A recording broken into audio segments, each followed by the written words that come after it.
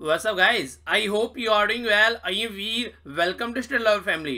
4 अप्रैल है, काफी कुछ शानदार हमारा डिस्कशन रहने वाला है और जिस तरीके से आप लोग पार्टिसिपेट कर रहे हैं काफी शानदार लग रहा है। इसी तरीके से मोटिवेट रहते हुए आप लोगों को पार्टिसिपेट करते हुए चलना है। देखिए कई सारे बच्चे बोल रहे हैं कि सर डेली कोशिश किया जा रहा है उठने का पर उठा नहीं जा रहा है। देखिए यही तो होती है नेचर, इसी तरीके से तो आप लोग अपनी आदत बनानी होती है। अगर एक बार को ये आदत बना लेंगे ना फिर आसानी से आप लोग उठने लगेंगे। स्टार्टिंग में आप लोगों को लग रहा है नहीं उठ पाएंगे, पर लेकिन जैसे जैसे आप लोग रेगुलर एक अपने पैटर्न को डेवलप कर लेंगे फिर आसानी से आप लोग बिना अलार्म के भी उठना स्टार्ट कर देंगे। पर लेकिन आप लोगों को एक पैटर्न डेवलप करना पड़ेगा, तो कोशिश कीजिए कि उस पैटर्न को डेवलप कीजिए और फिर उसे ताउम्र उसको कंटिन्यू रखिए। ओके, तो काफी कुछ शानदार है डिस्कस करने के लिए, तो आइए देखते हैं क्या क्या हम लोग को डिस्कस करना है। सबसे पहले ये है अराकू वैली अरेबिक कॉफी। इसके बारे में हम लोगों ने जीआई टैग के बारे में बात की थी। ये अराकू वैली कहां पर पाई जाती है? आंध्र प्रदेश में। आंध्र प्रदेश में ये एक हिली एरिया है और नॉर्मली ये कॉफी की बात करें तो ये आंध्र प्रदेश और उड़ीसा, मैक्सिमम एरिया आप लोगों को आंध्र प्रदेश में देखने को मिलेगा और थोड़ा बहुत उड़ीसा। और ये एक एग्रीकल्चर प्रोडक्ट है जो कि ये कॉफी आप लोगों को यहाँ पर देखने को मिल रही है। और देखिए अगर कॉफी की बात की जाए हमारी कंट्री में तो ये मैक्सिमम जो पोर्शन है इसका ये साउथ इंडिया में पाया जाता है। तो इस तरीके से भी आप लोगों से क्वेश्चन पूछा जा सकता है। ओके, अगर चाय की बात करें तो नॉर्थ इंडिया में मैक्सिमम देखने को मिलेगा। अगर कॉफी की बात करें तो मैक्सिमम आप लोगों को साउथ इंडिया में देखने को मिलेगा। अगर आप लोगों से कोई पूछे कि लार्जेस्ट कॉफी प्रोड्यूसिंग स्टेट कौन सा इंडिया में, तो ये आप लोगों को साउथ इंडिया के देखने को मिलेंगे, जैसे कर्नाटक हो गया, केरला, तमिलनाडु, आंध्र प्रदेश, तब जाकर आप लोगों को नागालैंड, आसाम का नंबर आता हुआ नजर आएगा। और अगर चाय की बात करते हैं तो ये नॉर्थ ईस्ट और हमारा ईस्ट वाला पोर्शन है, जिसे आप लोगों ने पता भी होगा जीआई का सबसे पहला जो टैग हमारी कंट्री में दिया गया था तो किसको गया था? दार्जिलिंग टी को। ठीक है, तो ये भी कुछ बातें आप लोग आइडिया रख सकते हैं। आज आप लोगों का जो जीआई का टैग है यहाँ पर यह है वेनार्ड रोबस्टा कॉफी। इसको जाकर देखिएगा कहां पर पर्टिकुलर किस एरिया में पाई जाती है। इसको भी रिसेंटली अभी 2019 में ही जीआई का टैग दिया गया है। तो किस प्रोडक्ट की इसको कब दिया गया है यहाँ पर और किस टाइप की कैटेगरी में ये आता है। और देखिए जब ये बातें बताई जाती है ना, जैसे मैंने अरुका वैली की यहाँ पर बात आ गया, तो इससे कोशिश क्या कीजिए कि यहाँ पर आसपास वाले एरिया के बारे में थोड़ा जान लिया कीजिए। इससे होता क्या, इससे ये होता है कि अगर आप पर्टिकुलर एरिया में जाकर आसपास वाले एरिया पर फोकस करते हैं तो आप लोग उसको थोड़ा लंबे समय तक याद रख पाते हैं। तो इस तरीके से आप लोगों को एक तरीके से अपना स्टडी कर चलना है। अब नजर डालते हैं वार्म अप क्विज के ऊपर। तो ये आप लोग का आंख खोलने वाला क्विज है। इसके बाद में आप लोग का डिटेल में क्वेश्चन डिस्कस होगा। सबसे पहले बात की जा रही है यहाँ पर कॉन्फेडरेशन ऑफ इंडियन इंडस्ट्री के द्वारा अभी एक एमओयू यानी कि मेमोरेंडम ऑफ अंडरस्टैंडिंग साइन किया गया था किसी इंटरनेशनल बॉडी के साथ में। इन्वायरमेंट जैसे इन्वायरमेंट होता है उसको प्रोटेक्ट करने की बात की जा रही थी, तो कौन सी है ये बॉडी ये आप लोगों को बताना है। नेक्स्ट बात की जा रही है एक पर्सनैलिटी के बारे में जिनका नाम था लियोन लेडरमैन। इनको नोबेल प्राइज दिया गया था। इनके द्वारा यहाँ पर जो नाम रखा गया इनके जो हिग्स बोसम पार्टिकल नाम दिया गया था, रिसेंटली अभी इनकी डेथ हो गई। आप लोगों को बताना है इनके बारे में। इसको किसी एक और नाम से और पुकारा जाता था, आप लोगों को दूसरा नाम बताना है हिग्स बोसन का। ठीक है, तो ये आप लोगों से क्वेश्चन है यहाँ पर। नेक्स्ट क्वेश्चन है 6th regional comprehensive economic partnership, जिसको RCEP भी बोला जाता है। इसका इंटर सीजनल मिनिस्टेरियल मीटिंग अभी रिसेंटली कहां पर देखने को मिली, ये है क्वेश्चन। इसी के साथ में अगर बात की जाए इंडिया, ये है इंटरनेशनल सिल्क फेयर 2018, तो ये कहां पर अभी रिसेंटली इनोग्रेट किया गया? ये न्यू दिल्ली में इनोग्रेट किया गया। तो आप लोगों को ये बताना है किस यूनियन मिनिस्टर के द्वारा यहां पर ये इनोग्रेट किया गया? प्रगति मैदान में। ओके, प्रियंका कानूंगो ये एक पर्सनैलिटी है जिनको अभी न्यू चेयरमैन अपॉइंट किया गया किस बॉडी का, और ये बॉडी काफी न्यूज में रहती है, इसके बारे में आप लोगों को पता होना चाहिए। नेक्स्ट बात की जा रही है यूएन की कौन सी बॉडी के द्वारा रिसेंटली अभी बोला गया है कि बेटर पॉलिसीज और टेक्नोलॉजी जो होती है वो जीरो हंगर को यहाँ पर एक कहीं ना कहीं आप लोग बोलते हैं ना कि बहुत सारे एरिया में आज के एरिया में भुखमरी है। जिस तरीके से अगर बात करें, अगर आप लोग देखेंगे सस्टेनेबल डेवलपमेंट के बारे में भी वहाँ पे भी भुखमरी के बारे में बात की जाती है। तो जीरो हंगर यानी कि किस तरीके से भुखमरी हम लोग मिटा सकते हैं, तो इन्होंने बोला अच्छी पॉलिसी और अगर टेक्नोलॉजी रहेंगी तो ही हम लोग यहाँ पर भुखमरी को मिटा सकते हैं। वर्ल्ड फूड डे कब सेलिब्रेट किया जाता है ये आप लोगों को बताना है। दूसरा यहाँ पर यूनाइटेड नेशन के द्वारा अभी बोला गया था कि एक कंट्री ऐसी है जहां पर अर्जेंट फूड की जरूरत है वरना बहुत सारे लोगों की जान चली जाएगी, तो वो कौन सी कंट्री है? तो काफी इंपॉर्टेंट है ये, इसके बारे में आप लोगों को पता होना चाहिए। और ये कंट्री तो मैक्सिमम न्यूज में रहती ही रहती है, इसके बारे में हम लोगों ने डिटेल में डिस्कस भी किया था। अपना स्कोर जरूर लिखिएगा जो भी आप लोगों का स्कोर होगा। और इसी के साथ में ये क्वेश्चन कुछ ऐसे हैं जो आप लोगों को स्टेटमेंट की फॉर्म में या फिर ये क्वेश्चन आप लोगों को डायरेक्ट क्वेश्चन की फॉर्म में भी मिल सकते हैं एग्जामिनेशन हॉल में। तो सबसे पहले बात करते हैं कॉन्फेडरेशन ऑफ इंडियन इंडस्ट्री के द्वारा साइन किया था यहाँ पर MOU memorandum of understanding UN environment. ये इंटरनेशनल बॉडी है जिसके साथ में किस तरीके से कोऑपरेट कर सकते हैं इन्वायरमेंट के फील्ड में, ये बात की गई थी। हिग्स बोसन को यहाँ पर द गॉड पार्टिकल के नाम से भी पुकारा जाता है, ठीक है। तो ये भी आप लोग याद रखते हैं। ये जो 6th regional comprehensive economic partnership, ये सिंगापुर में आप लोगों को देखने को मिली थी। इसी के साथ में इंटरनेशनल, ये इंडिया इंटरनेशनल सिल्क फेयर, ये स्मृति ईरानी जी के द्वारा यहाँ पर ये इनोग्रेट किया गया था न्यू दिल्ली प्रगति मैदान में। नेक्स्ट, प्रियंका कानूनगो के बारे में बात की थी, तो ये बात करते हैं यहाँ पर national commission for protection of the child right, NCPCR, ठीक है। तो 3 साल के लिए इसकी चेयरपर्सन इनको बनाया गया है। यूएन की एजेंसी है फूड एंड एग्रीकल्चर ऑर्गेनाइजेशन, जिसको FAO भी बोलते हैं आप लोग। ये ऑर्गेनाइजेशन है जिसने बोला था कि बेटर पॉलिसीज, और यहाँ पर जो आज की डेट में अगर आप लोग टेक्नोलॉजी यूज करेंगे तो भुखमरी को मिटा सकते हैं वर्ल्ड से। 16 अक्टूबर यहाँ पर ये सेलिब्रेट किया जाता है वर्ल्ड फूड डे के रूप में। और according to United Nation, Afghanistan वो कंट्री है जहां पर अर्जेंट फूड अगर नहीं दिया गया, जिस तरीके वहां पर सिचुएशन बना रखी थी तालिबान ने, तो इसलिए यहाँ पर अफगानिस्तान के द्वारा ये बोला गया कि अर्जेंटली यहाँ पर फूड की जरूरत है, वरना कंडीशन काफी खतरनाक लेवल पर और ज्यादा पहुंच जाएगी। तो ये कुछ क्वेश्चन थे जिनके बारे में आप लोगों को पता होना चाहिए। आइए अब चलते हैं नेक्स्ट सेक्शन की ओर। तो क्वेश्चन है आप लोगों के सामने, ये बात की जा रही है south east Asia regulatory network, जिसको SEARN भी बोला जाता है। ये इसके बारे में बोला जा रहा है कि कौन सी स्टेटमेंट इनकरेक्ट है, ये ध्यान से पढ़िएगा, ठीक है। बोला जा रहा है कि SEARN है, ये इंक्लूड करती है ऑल आसियान कंट्री, यानी कि जो 10 आसियान कंट्री का नेटवर्क है ये उसको इंक्लूड करती है। पहली स्टेटमेंट है यहाँ पर information sharing platform gateway for south east Asia regulatory network, ये यहाँ पर डेवलप किया गया है centre for development of advance computing. तो दूसरी स्टेटमेंट यहाँ पर ये है। ये जो नेटवर्क है ये कनेक्टिविटी प्रोवाइड कराने की बात करते हैं यहाँ पर साउथ एशिया में, और खासकर ये जो आसियान कंट्री है उनके अंदर यहाँ पर इसकी बात की जाती है।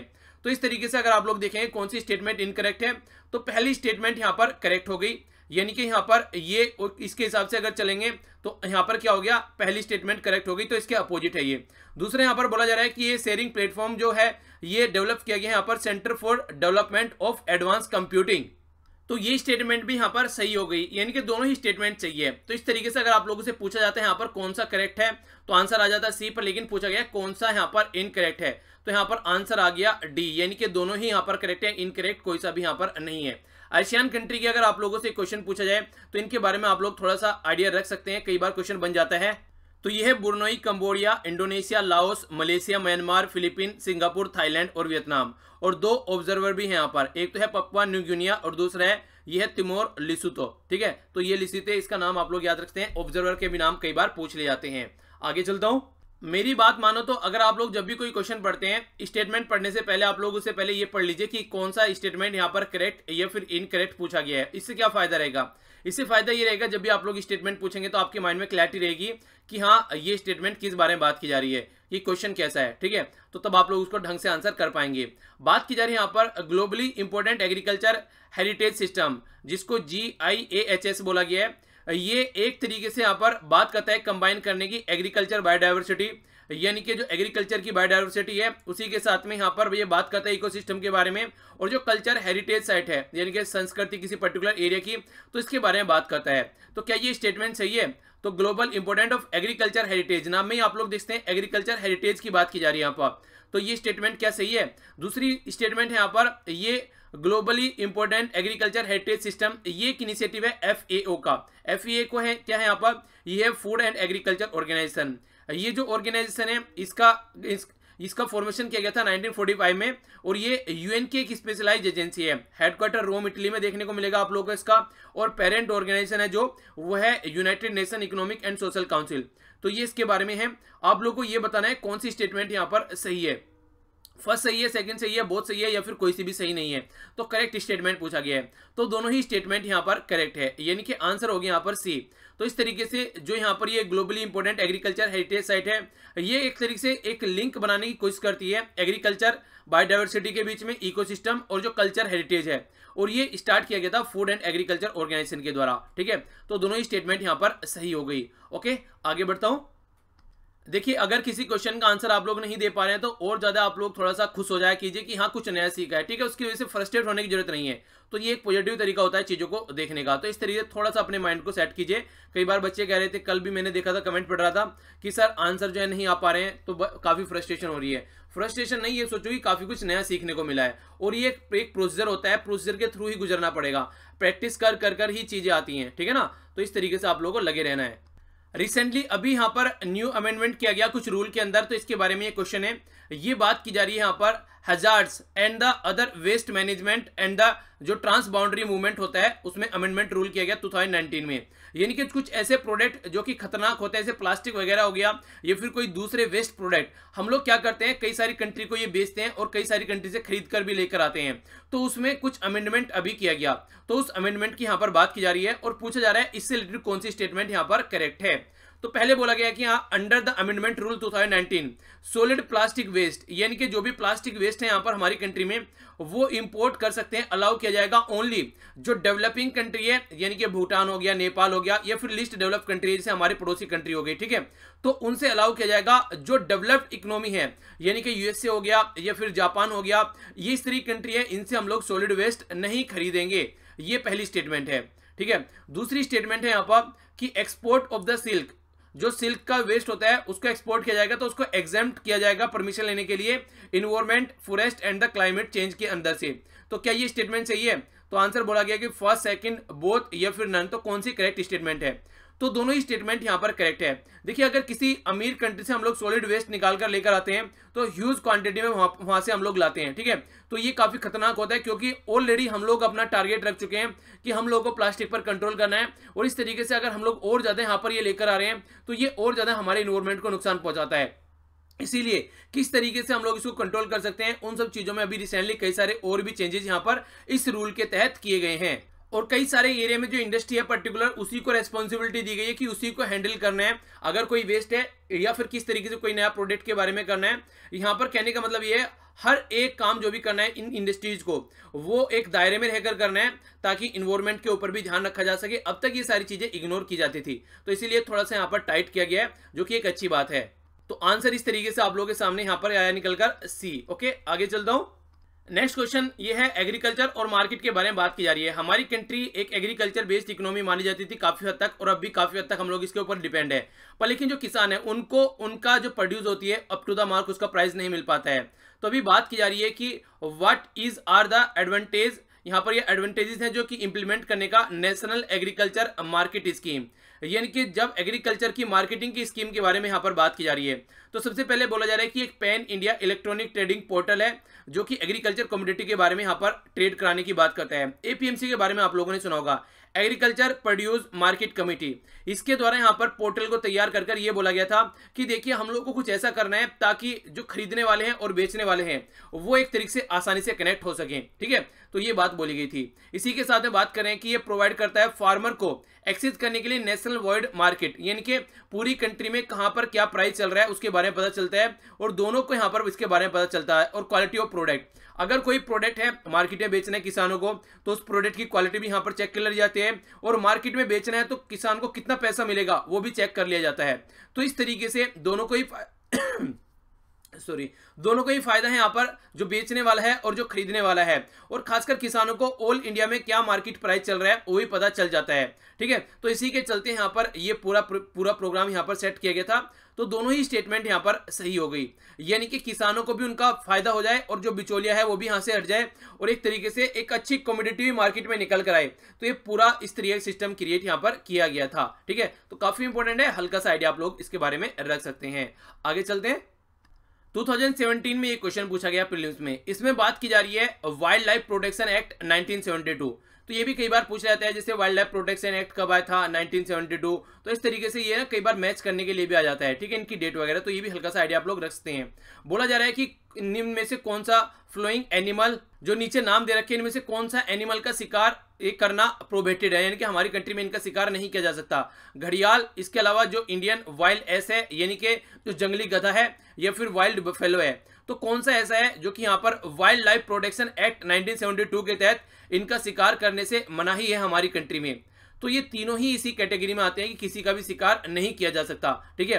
तो ये बिल्कुल एक तरीके से आप लोगों ने अगर कोई न्यूज में होगा तो आप लोग इसके बारे में जानेंगे, वरना नहीं जानेंगे। तो ऐसे क्वेश्चन भी कई बार आप लोगों से पूछ लिए जाते हैं। वाइल्ड एस जो होता है ये नॉर्मली आप लोग गुजरात में देखने को मिलता है, ठीक है। तो इसके बारे में आप लोग आइडिया रख सकते हैं। और मैं क्वेश्चन देख रहा था, क्वेश्चन पेपर यूपीएससी के द्वारा कंडक्ट किया जाता है। ये था यूपीएससी का इंडियन इंजीनियरिंग सर्विसेज का, यानी कि आईईएस।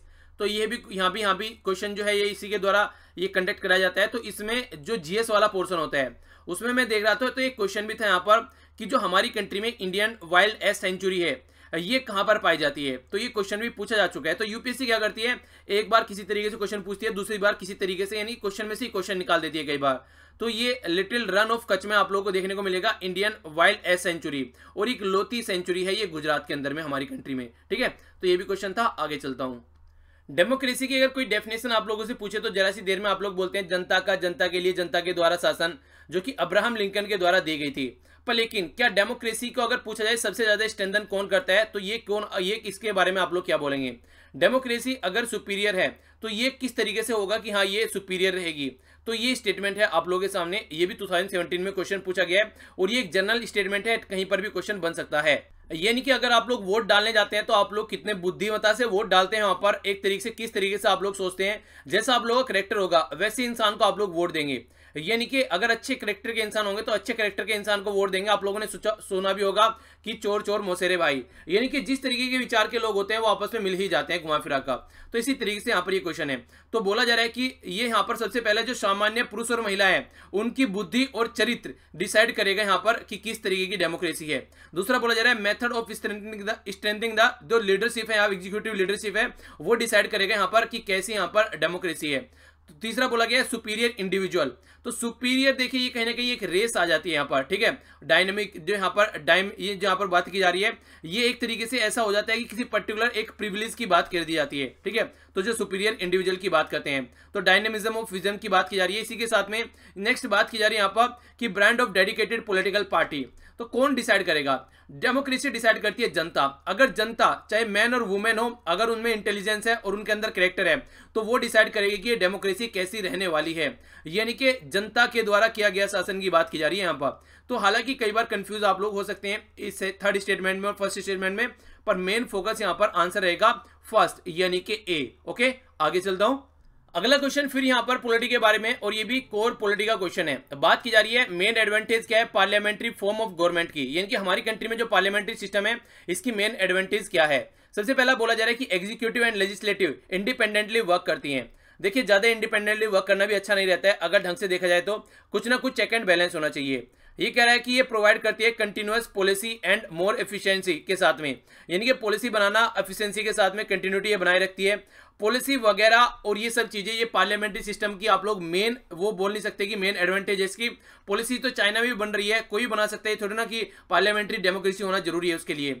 नेक्स्ट बोला जा रहा है कि executive remain responsible to the legislature. देखिए ये सबसे शानदार पॉइंट यहाँ पर है, अगर कोई रेस्पॉन्सिबल है, मान लीजिए मैं काम कर रहा हूं कोई कि हाँ आप लोगों का लेक्चर मॉर्निंग में लेकर आना है, तो मेरे अंदर एक रेस्पॉन्सिबिलिटी की सेंस आती है कि हाँ यार बच्चे मॉर्निंग में उठेंगे तो उनको लेक्चर मिलना चाहिए मॉर्निंग में। ऐसा नहीं है मॉर्निंग में उठे और वो सो जाए और उनको लगे कि लेक्चर नहीं आने वाला है। तो ये जो रेस्पॉन्सिबिलिटी वाली फीलिंग है ये हमेशा कहीं ना कहीं कनेक्ट कर देती है, और यही एक ऐसी चीज है कि चेक एंड बैलेंस भी रहता है कि तुमने बोला तो ये था पर लेकिन ऐसा हुआ नहीं है। तो ये यहाँ पर स्टेटमेंट है जो कि यहाँ पर सही आंसर इसका आप लोगों को देखने को मिलता है। यानी कि जो जनता के द्वारा चुने गए नुमाइंदे हैं 5 साल के बाद में फिर जनता के सामने आएंगे और जनता फिर क्वेश्चन पूछेगी भैया हम लोगों ने आप लोगों को चुन के भेजा था, आखिर आप लोगों ने क्या किया। तो ये रेस्पॉन्सिबल गवर्नमेंट तभी निकल कर आएगी जब यहाँ पर उनकी रेस्पॉन्सिबिलिटी फील होगी और उनको लगेगा कि फिर जनता के सामने जाना है, क्या आंसर देंगे। तो ये इस तरीके से आप लोग इसको समझ सकते हैं। थोड़ा सा सोचना पड़ता है, इस तरीके क्वेश्चन नॉर्मली गलत हो जाते हैं, पर लेकिन आप लोग अगर रटेंगे नहीं चीजों को समझेंगे तो आप लोग क्वेश्चन को सही कर ले जाएंगे। तो ये था टोटल आज का डिस्कशन। आई होप कि आप लोगों को लेक्चर पसंद आया होगा। इसी तरीके से आप लोग लेक्चर देखते रहिए और रिवाइज भी करते रहिए अपनी चीजों का, क्योंकि यही आप लोगों का बेस तैयार करेगा और एग्जाम में आप लोग कंफर्टेबल फील करेंगे। तो मिलता हूं नेक्स्ट लेक्चर में। जोश स्टार्टिंग में हाई रखिए ताकि शाम तक आप लोग लाइफ को एंजॉय कर सकें। तो thanks a lot for listening. बड़ों को नमस्ते, छोटों को प्यार, छोटी सी लाइफ एंजॉय करो यार, और इसी तरीके से पढ़ते रहो और पढ़ाते रहो। तो मिलता हूं नेक्स्ट लेक्चर में। जय हिंद।